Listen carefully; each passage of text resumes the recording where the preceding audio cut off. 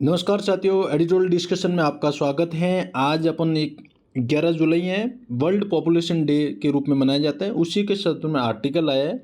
उस आर्टिकल को भारत की जनसंख्या जो टॉपिक है पेपर जो सेकंड में ज्योग्राफी इंडियन, उसी के रिलेटेड अपन पढ़ेंगे। और सेकंड अपन पैरेलल सब्जेक्ट चल रहा है मैनेजमेंट के संदर्भ में, ई कॉमर्स की विशेषता, ई कॉमर्स के प्रकार, ई कॉमर्स के लाभ, चुनौतियाँ, सरकारी प्रयास पढ़ लेते। आज अपन पढ़ेंगे इन्वेंट्री मॉडल क्या होता है और मल्टीपल मॉडल क्या होता है, जो तुलनात्मक अध्ययन अपन सीधा सिलेबस में है, उसी के संदर्भ अपन पढ़ते हैं। चलते हैं अपन आज आर्टिकल के संदर्भ कि आर्टिकल क्या कह रहा है। भाई आर्टिकल ये कह रहा है कि भाई जो वर्ल्ड पॉपुलेशन है, क्या है, वर्ल्ड पॉपुलेशन डे जो हर वर्ष मनाया जाता है। कब मनाया जाता है? हर वर्ष। ये याद रखना पहला पॉइंट। और ये जो मनाने वाली संस्था है वो कौन है? UNGA, मतलब यूनाइटेड नेशन जनरल असेंबली के द्वारा, ये संयुक्त राष्ट्र एक संस्था है, उसके द्वारा ये मनाया जाता है। इसका मकसद, जब ये कब मनाया, कौन सी ऐसी घटना हुई तब से ये शुरू किया गया था, ये आपको ये याद रखना कि जब ये 1989 से मनाया जा रहा है, लेकिन 1987 के अंदर पहली बार वर्ल्ड की पॉपुलेशन कितनी हुई थी? 5 अरब। कितनी हुई थी? 5 अरब के आंकड़े पूरे हो गए थे 1987 में। तब से ये मनाए जो संयुक्त राष्ट्र, जो UNDP संयुक्त राष्ट्र विकास कार्यक्रम द्वारा ये शुरुआत की गई थी। सॉरी, UNDP नहीं, UNDP है, UNGA नहीं है, सॉरी, UNDP संयुक्त राष्ट्र विकास कार्यक्रम द्वारा की गई है।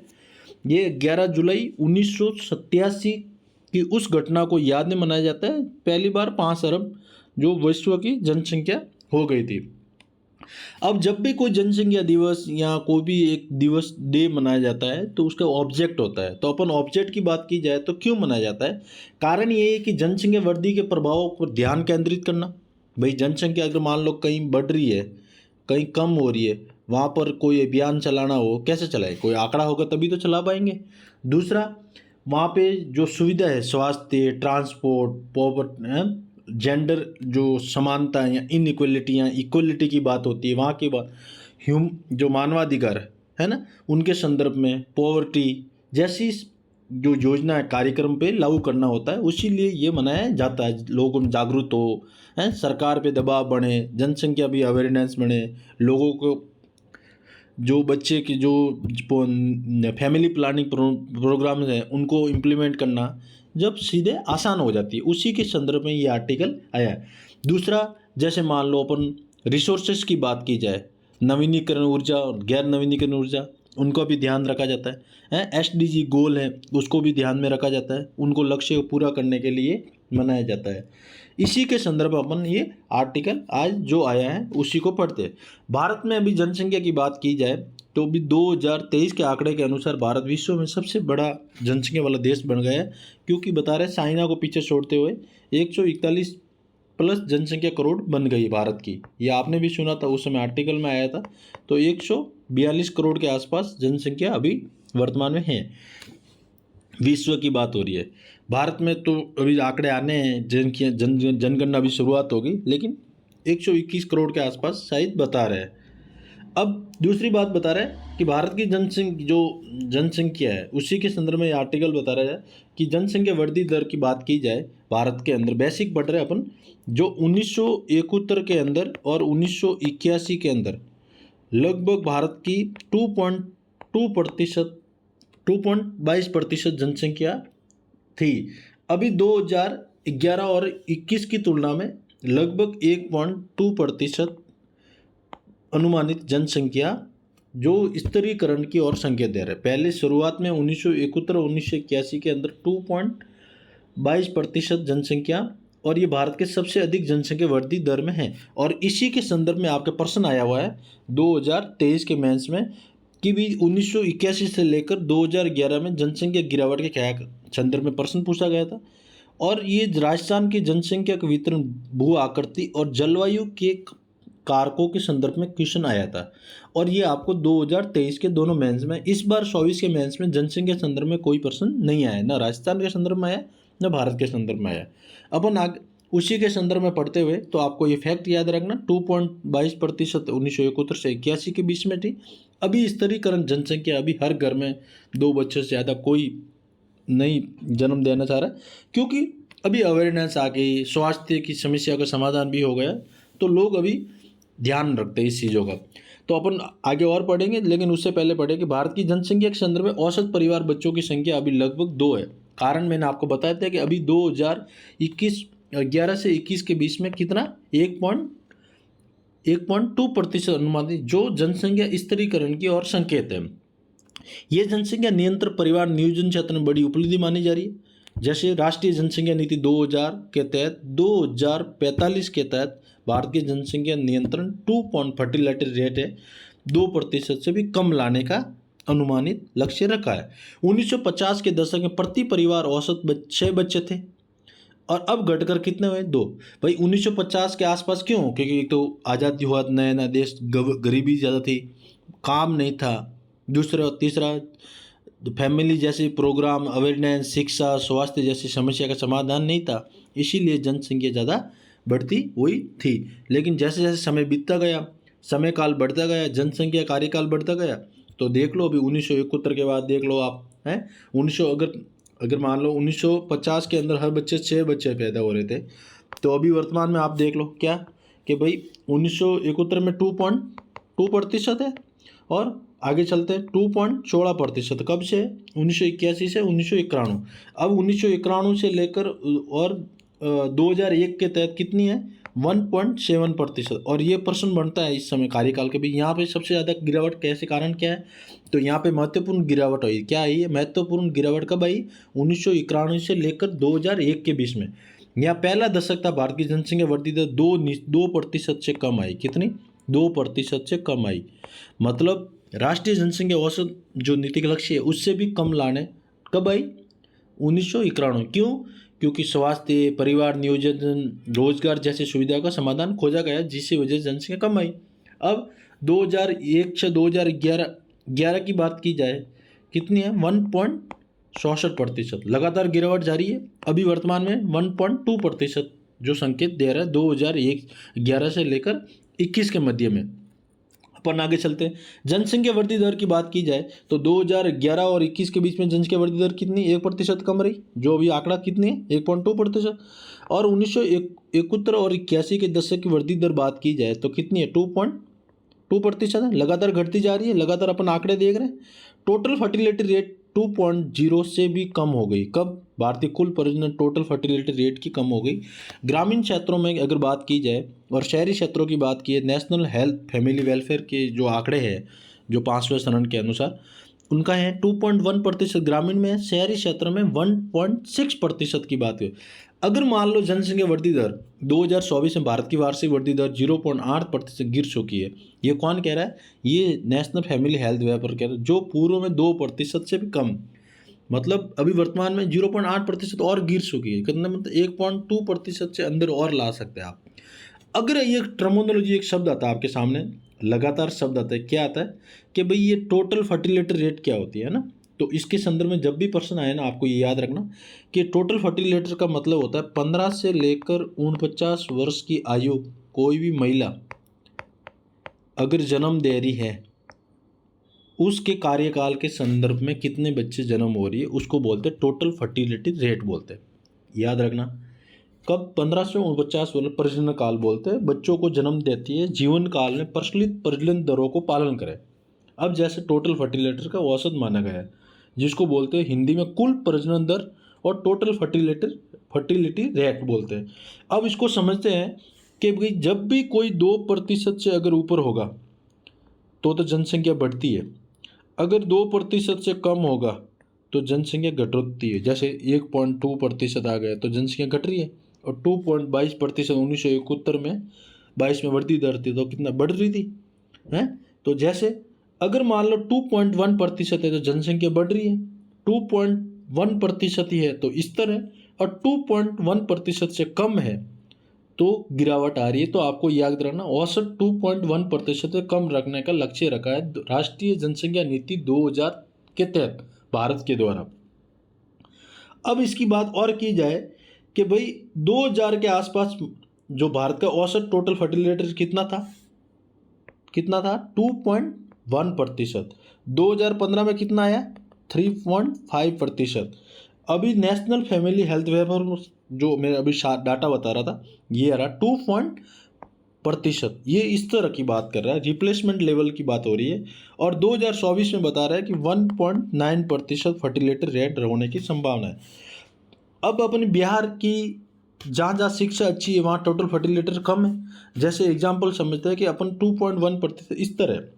अगर मान लो बिहार में कितना है, बिहार में कितना है, बिहार में है 2.98%। कितना? 2.9%। सबसे अधिक जनसंख्या यूपी में कितनी है?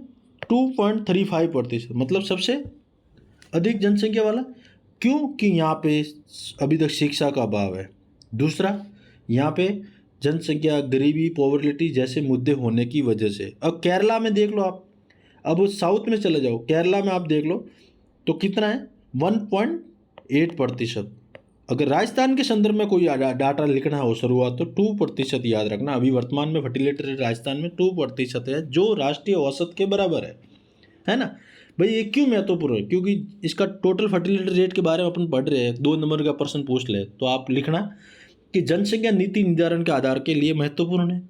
दूसरा, महिला शिक्षा और स्वास्थ्य का इंडिकेटर करता है, कितनी महिला पढ़ पा रही है, कितनी नहीं पढ़ पा रही है। जो महिला ज़्यादा शिक्षा है दे रही है, 70% मान लो केरला में जनसंख्या महिलाओं को ज़्यादा शिक्षित हो रही है, तो वहाँ पे देख लो फर्टिलिटी रेट कम है ना। और आर्थिक बोझ का आकलन, बढ़ती जनसंख्या का दबाव में होने का आकलन करना आसान होता है। और एसडीजी गोल है, उनको लक्ष्य पूरा करना आसान होता है। जब भी कोई जनसंख्या जैसे मुद्दे आए तो इस तरह बातें जो महत्वपूर्ण, स्वास्थ्य, जनसंख्या, रोजगार, संसाधनों का आकलन करना, ये सब क्या है, इससे जुड़े हुए। तो आपको ये याद रखना। आगे चलते हैं। जनसंख्या नियंत्रण के प्रयास हर जगह होता है, हर जगह से होता है। जो संयुक्त राष्ट्र बनाते हैं वही राजस्थान सरकार बनाएगी, वही भारत बनाएगी। तो आपको नया पॉइंट कोई नहीं है। अगर मान लो पढ़ के जा रहे तो अच्छी बात, नहीं पढ़ पा रहे तो क्या कि राजस्थान में जनसंख्या नियंत्रण क्या उपाय है, आप कन्फ्यूजन हो गए। नहीं, राजस्थान में हो चाहे भारत हो, जनसंख्या नियंत्रण के उपाय बराबर ही होते हैं। परिवार नियोजन, शिक्षा, स्वास्थ्य सेवाएं, उपलब्ध और जागरूकता अभियानों को महत्वपूर्ण की बात हो रही है ना। तो ये क्या है? जनसंख्या नियंत्रण के प्रयास आपको याद रखने 5 पॉइंट। महिला शिक्षा, रोजगार बढ़ोतरी से भी जनसंख्या वृद्धि दर में कमी आई। मैंने बोला ना केरला में भी फर्टिलिटी रेट कितना है? 1 पॉइंट, क्योंकि वहाँ पे टोटल 70% महिला शिक्षित है, इसीलिए कम हो रहा है। जहाँ जहाँ महिला शिक्षा है, रोजगार है, वहाँ फर्टिलिटी रेट कम आ रही है, जनसंख्या वृद्धि दर नियंत्रण रखने में आसानी हो रही है। अब दूसरी बात है, जनसंख्या दबाव का संसाधन की बात की जाए। भाई जनसंख्या बढ़ती है तो दबाव बढ़ता है। जैसे बढ़ती जनसंख्या के कारण क्या कहता है? भू, जल, भोजन, अन्य प्राकृतिक संसाधनों दबाव बढ़ता है। प्रति व्यक्ति भूमि, जल, अन्य संसाधनों हैं, जैसे आपने करना प्रति व्यक्ति जनसंख्या घनत्व, भूमि जनघनत्व है, ये कहाँ से लाएंगे? जनसंख्या बढ़ती है। आज मान लो परिवार में अंदर 5 भाई रह रहे हैं और 500 भाई के परिवार के बच्चे 5-5 हैं। तो अगर मान लो 500 परिवार के बच्चे अगर 5-5 है तो वो 10 साल या 20 साल बाद में अलग हो गए। तो ये ज़मीन का टुकड़ा था, ये 10 बीघा था, अब 5 भाई के बीच में बंटवारा हो गया तो 2-2 हो गया। फिर उन 5 भाई के बच्चे, उनके बच्चे और उनके पोते, उनके आगे बढ़ते गई श्रृंखला।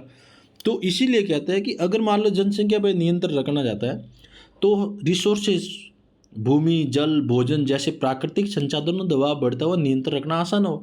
सरकार के लिए भी इन रिसोर्सेज का उपयोग करना आसान होता है। 2022 के प्रति व्यक्ति भूमि मात्र 0.85 हेक्टेयर रह गई है। क्यों? कि पूरे विश्व में जनसंख्या भारत की सबसे ज़्यादा बढ़ती है, अगर बढ़ती है तो 0.85 हेक्टेयर रह गई ना। अब भूमि मात्रा कहाँ है? तो अभी देख लो, आप शहरों में देख लो, एक ही फ्लोर में 10-10 फ्लोर बना के रह रहे 2x2 BH के फ्लैट में हैं। गाँवों में अभी तक फर्टिलिटी रेट उतनी है नहीं जितनी शहरों में जनसंख्या दबाव बढ़ रहा है।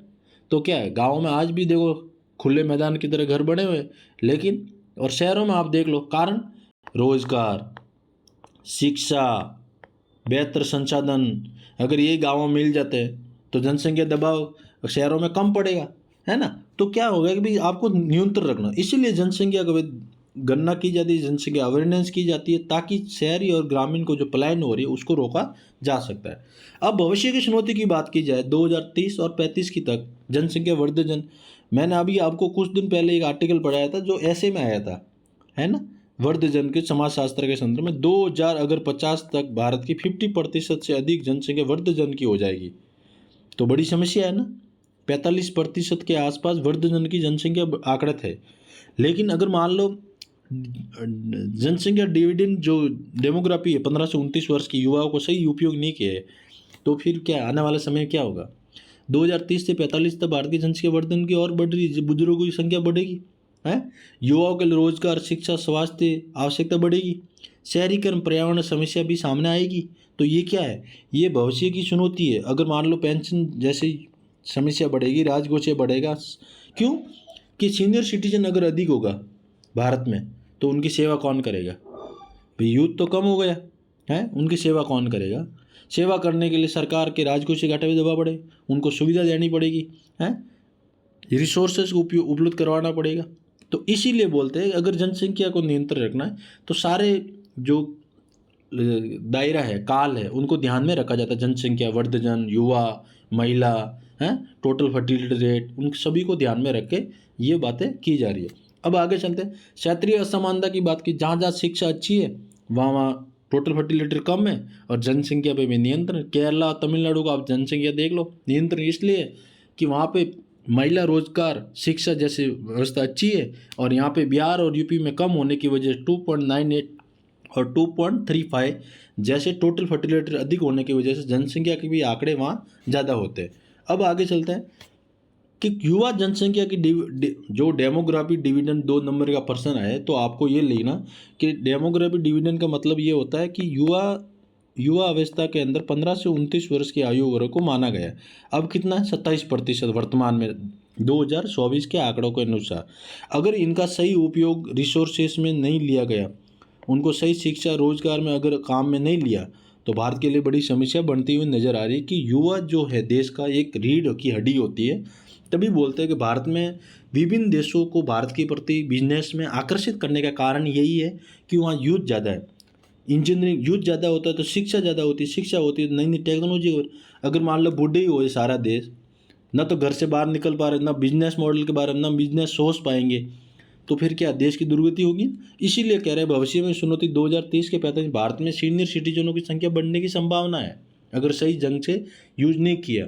तो इसीलिए बोलते हैं फिट इंडिया मूवमेंट जैसे कार्यक्रम चलाया जा रहा है ताकि युवाओं को सही दिशा में लेके जाए और सही दिशा में बिजनेस की जाए, शिक्षा, रोजगार जैसे अवसर को उपलब्ध कराई जाए। शहरीकरण की बात की जाए, मैंने बोला कि भी शहरीकरण एक जनसंख्या बड़ी समस्या है। गाँव में 2.1%, शहरों में ज़्यादा बढ़ रही है। कारण क्यों? पलायन, रोजगार, शिक्षा जैसे अधिक होने की वजह से आजकल शहरी की आबादी बढ़ती जा रही है। कारण वर्ल्ड बैंक के जो रिपोर्ट है वो वर्ल्ड बैंक के अनुसार 35% अधिक आबादी हो सके। 2030 तक ये 42% पहुँचने की संभावना है। तो तभी तो आज इतने बड़े बड़े बिल्डिंगें बन रही हैं, रहने के लिए ज़मीन नहीं है, लेकिन ऊपर ऊपर 1 फ्लोर से 2 फ्लोर, 3 फ्लोर से 4 फ्लोर जैसे देखने को मिल रहा है शहरों में। गाँव में देखने को क्यों नहीं मिलता? क्योंकि गाँव में जनसंख्या कम है, फर्टिलिटी भी कम है, जनसंख्या बढ़ती ज़्यादा है, बच्चे वहाँ ज़्यादा है, लेकिन फर्टिलिटी रेट की वजह से वहाँ नियंत्रण करना आसान हो जाता है क्योंकि वहाँ पर रोजगार। अब शहरों में क्यों, गांव से शहरों में आते हैं? कारण शहरी में जनसंख्या बढ़ती दबाव में क्यों? कारण है कि वहाँ रोजगार, शिक्षा, बेहतर सुविधा है, हॉस्पिटल जैसी स्वास्थ्य सुविधा होने की वजह से लोग वहाँ आते हैं।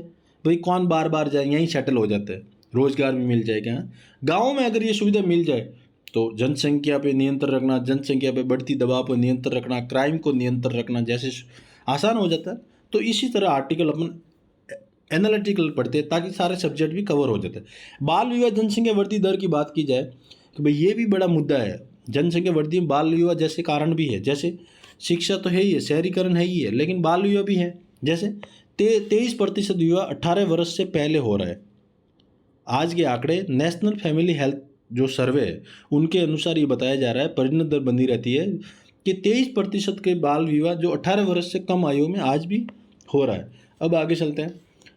साक्षरता और परिणत दर की संबंधी की बात कि महिला साक्षरता 70% अधिक होने की वजह से टोटल फर्टिलिटी स्पष्ट गिरावट देखने को मिली। केरला और तमिलनाडु में मैंने आपको एग्जाम्पल पहले दे चुका, और हिमाचल में भी वर्तमान में अभी देखने को मिल रहा है। जनसंख्या नियंत्रण की स्थिति की बात की, अभी तक भारत में कोई राष्ट्रीय जनसंख्या नियंत्रण प्रॉपर कानून नहीं होने की वजह से जनसंख्या बढ़ती जा रही है। लेकिन कुछ राज्यों में उत्तर प्रदेश जैसे असम जनसंख्या नीति तहत दो बच्चों के तहत बढ़ावा दिया जा रहा है। कारण है वो स्वैच्छिक है, अपने बच्चे पैदा कितने करने वो अपने ऊपर है, लेकिन सरकार ने ऐसा कोई लीगल एक्शन के कानून नहीं बनाने की वजह से कोई ऐसे कानून के दायरे में नहीं आते। बस एक स्वैच्छिक है कि भाई आपने इतने बच्चे हुए, लेकिन सरकारी कर्मचारियों पे ये लागू राष्ट्रीय जनसंख्या नीति 2063 के लागू है कि भाई 2 बच्चों से अधिक होता है तो चुनाव नहीं लड़ पाता है ना, फॉर्म नहीं भर सकता है ना, सरकारी नौकरी नहीं कर सकता है, नहीं भर सकता है फॉर्म। तो ये क्या है, राष्ट्रीय जनसंख्या नीति 2000 के तहत लागू होता है। लेकिन अभी हाल ही में अवेयरनेस बढ़ती जा रही है, तो बहुत सारे धार्मिक मुद्दों के माध्यम से कोई न कोई रास्ता निकाल के जनसंख्या नीति को लेकर योजना चलाई जा रही है। अगर प्रश्नों की जनसंख्या बात की जाए तो ये आपको मैंने प्रश्न दिए कि भारत में जनसंख्या वृद्धि की अवसर चुनौती, समकालीन दृष्टिकोण विश्लेषण कीजिए। राजस्थान की जनसंख्या विशेषता जुड़ी प्रशासनिक चुनौतियों पर विशेषता कीजिए। डेमोग्राफी डिविडेंड संभावना का साकार करने के लिए आवश्यक सुधारों को चर्चा कीजिए। परिवार नियोजन कार्यक्रम सामाजिक और प्रशासनिक प्रभावों का मूल्यांकन कीजिए। ये मैंने मेंस के हिसाब से आपको प्रश्न दिए। अगर आगे चलते हैं, ई कॉमर्स जो टॉपिक पैरेलल में चल रहा था, अपन उसी के संदर्भ में आर्टिकल पढ़ रहे हैं। जो मल्टीपल मॉडल क्या होता है, ई कॉमर्स जो टॉपिक है उसी के संदर्भ में अपन ये पढ़ रहे हैं कि ई कॉमर्स के संदर्भ मल्टीपल मॉडल की बात की जाए, परिभाषा क्या कह रहा है कि ये कह रहा है कि ई जटिल समस्या को हल करने एक से अधिक मॉडल दृष्टिकोणों का साथ उपयोग करना। मतलब ई कॉमर्स के अंदर का मान लो अमेजॉन है, अगर मान लो ये एक ही तरफा इन्वेंटर मॉडल है अमेजॉन, इसके अलावा और भी जरूरत संसाधनों को उपलब्ध करवाना कैसे करवाएं, तो उसके लिए क्या लेकर है, मल्टीपल मॉडल, बहुत सारे मॉडल होना चाहिए अलग अलग बिजनेस के पर्पज से। जैसे कि एक ही ई कॉमर्स प्लेटफॉर्म पर विभिन्न व्यापारी मॉडल इन्वेंटरी रणनीतियों एक साथ लागू करना। जैसे मान लो एक कोई अमेजॉन है, इस पे सारे बिजनेस जो खरीदार है, विक्रेता, उनको सबको यहाँ सुविधा मिलनी चाहिए। इसको बोलते हैं इन्वेंटरी मॉडल को मल्टीपल मॉडल के रूप में इन्वेंटरी लागू करना। जैसे अमेजॉन एक हाइब्रिड मॉडल है, क्या है, अमेजॉन मान लो हाइब्रिड मॉडल है, क्या है, हाइब्रिड मॉडल। जैसे फुलफिल बाय अमेजॉन, मतलब वेयर हाउस मॉडल भी है। दूसरा ड्रॉप शिपिंग या डायरेक्ट डिस्पैच के रूप में जाना होता है, मतलब कि दोनों मॉडल का इस्तेमाल करते हुए जिसके लचीलापन और स्केलेबिलिटी दोनों का उपयोग करता है। मतलब दूसरा Flipkart multiple vendor model. Vendor model मतलब होता है कि अपने स्टॉक के साथ साथ कई थर्ड पार्टी सेलर को उत्पादन भी प्लेटफॉर्म को बेचता है। मैं उत्पादन के साथ साथ थर्ड पार्टी को भी अपने सेलर को बेचता हूँ मार्केट में। जैसे कुछ उत्पाद फ्लिपकार्ट स्टोर से भेजा जाता है, जबकि अन्य सेलर के पास सीधे जाते हैं। मान लो कोई दुकानदार है, मैंने क्या कर दिया, स्विगी का ऑर्डर आया तो मैंने कुछ तो खाना पैकेज स्विगी को दे दिया और कुछ मेरे होटल में खाना खा रहे तो मैंने उनको खाना खिलाया। तो ये क्या था, ये था फ्लिपकार्ट मल्टीपल मॉडल जो वेंडर मॉडल के रूप में जाना जाता है। तीसरी टर्मिनोलॉजी मल्टीपल मॉडल की बात की जाए, जो प्रकार होते हैं उसको बोलते हैं बिग बास्केट, मतलब कि mix of local central inventory. मतलब समझ में आया कि फ्रूट्स और वेजिटेबल, लोकल स्टॉक और जल्दी डिलीवरी। मान लो कोई गांव में ऑर्डर देना है तो मैंने वहीं से कोई कंपनी को ढूंढा कि वहाँ पे ऐसी कोई चीज़ बना रहा है तो वहीं से ऑर्डर दिया, न कि मैंने अपने खुद से गोदाम को दिया।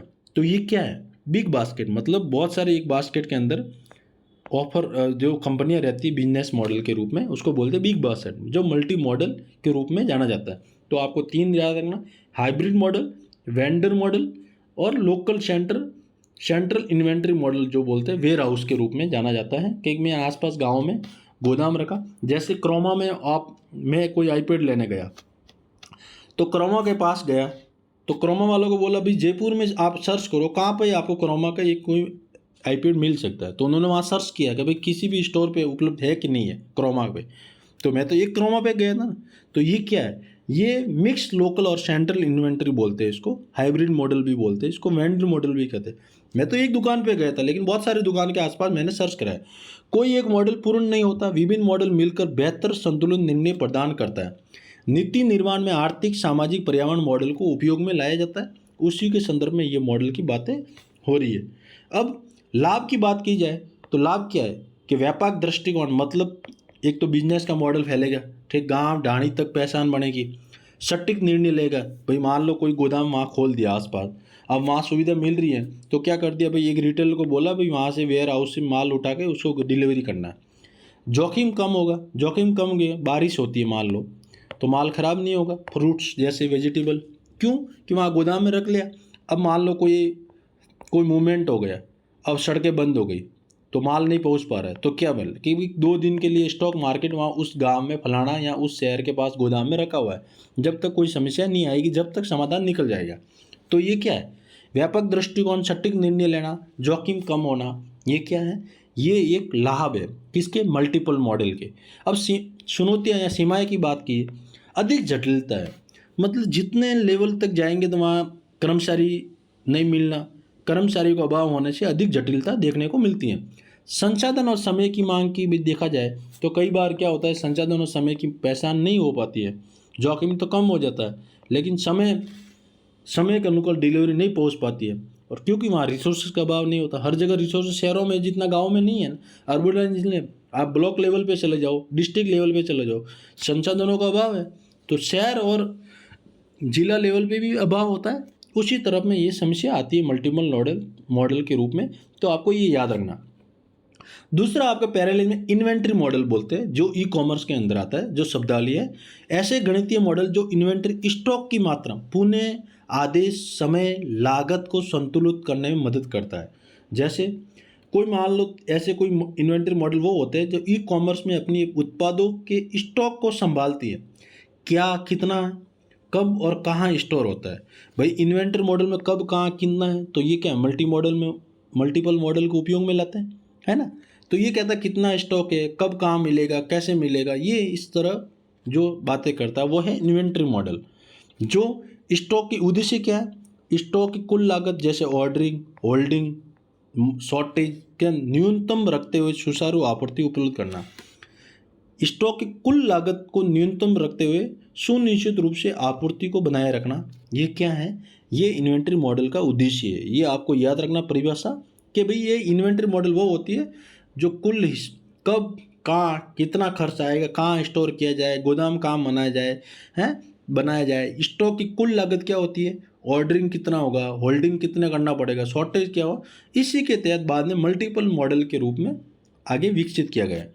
आगे चलते हैं, प्रमुख प्रकार की बात की जाए तो एक होता है कि भाई VED, JIT और ABC, ये क्या है, मॉडल के प्रकार है। एक होता है इकोनॉमिक ऑर्डर क्वांटिटी, जैसे जो बात की जाए जीट की उदाहरण जोमेटो और स्विगी का ले लो, इसके अंदर जोमेटो और स्विगी का उदाहरण ले लो, जो कैसे स्टॉक को पहले से नहीं रखते, जब ऑर्डर आता है तभी रेस्तरां से भोजन उठाकर ग्राहक तक ये पहले से ऑर्डर नहीं रहता है, अब भोजन का ऑर्डर आया तभी ये ऑर्डर लेते, स्वीकार करते, फिर डिलीवरी करता है। अब आगे चलते हैं कि वेयर हाउस के रूप में बात की जाए तो अमेजॉन जैसे वेयर हाउसिंग मॉडल की बात की जाए तो ये होता है, क्या होता है, ये रहा VED, जो वेयर हाउस जो मॉडल होता है। उदाहरण के लिए अमेजॉन अपने फुलफिलमेंट सेंटर में स्टॉक रखता है और वहाँ शिप के माध्यम से भेजा जाता है।